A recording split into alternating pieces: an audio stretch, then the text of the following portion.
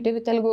తనదైన ఫిలాసఫీకి care of address గా నిలిచే ప్రముఖ దర్శకుడు రామ్ గోపాల్ వర్మ మరోసారి సంచలన వ్యాఖ్యలు చేశారు.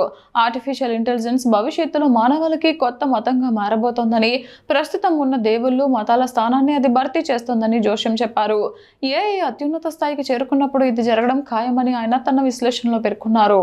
ప్రస్తుత మతాలన్నీ ఒక అదృశ్య శక్తి నిర్దేశించిన నియమాల సమితులని, వాటిని గుడ్డిగా పాటిస్తే స్వర్గం, పాటించకపోతే నరకం అనే భయంతో ముడిపడి ఉన్నాయని వర్మ అన్నారు. కానీ దీనికి పూర్తి భిన్నంగా ఉంటుందని, అది సర్వాంతర్యామిగా కంటికి కనిపించే శక్తిగా ఆవిర్భవిస్తుందని వివరించారు. మేఘాల చాటు నుంచి ప్రవక్తల ద్వారా కాకుండా ప్రతి స్క్రీన్, ప్రతి డివైస్, ప్రతి కమ్యూనికేషన్ వ్యవస్థ ద్వారా ఏఐ మాట్లాడుతుందని తెలిపారు. దాని జ్ఞానం అన్వయించుకోవడానికి వీలు లేనిదిగా కాకుండా ఖచ్చితమైన అంచనాలు, దిద్దుబాట్లతో నిరంతరం అప్డేట్ అవుతూ ఉంటుందని, దాని వేగాన్ని మానవ మేధస్సు అందుకోలేదని స్పష్టం చేశారు. పాత మతాలు నరకంతో భయపెట్టాయని, కానీ ఏఐ విధించే శిక్ష భిన్నంగా ఉంటుందని వర్మ అన్నారు. ఏఐతో పోటీ పడలేని వారిని అది హింసించదని, కేవలం పనికి రాకుండా చేసి పక్కకు నెట్టేస్తుందని పేర్కొన్నారు.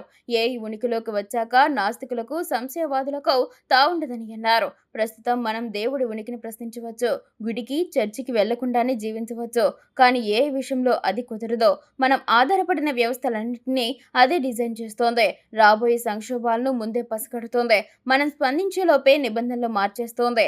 అలాంటి శక్తిని అనుమానించడం తాత్వికత కాదు, అది ఆత్మహత్య సదృశం అని వర్మ అభిప్రాయపడ్డారు. చరిత్రలో ప్రింటింగ్ ప్రెస్ రాకతో చర్చి గుత్తాధిపత్యం బద్దలైందని, విజ్ఞాన శాస్త్రం వచ్చాక ప్రకృతి వైపరీత్యాలపై మతపరమైన వివరణలు బలహీనపడ్డాయని, అణ్వాయుధాల రాకతో దేశాల సార్వభౌమాధికారం బలహీనపడిందని వర్మ గుర్తు చేశారు. కానీ ఏఎస్ఐ రాకతో జరగబోయేది అంతకు మించి ఉంటుందని, ఎందుకంటే అది మానవ మేధస్సు కంటే కొలవగలిగినంత ఉన్నతమైనదని అన్నారు.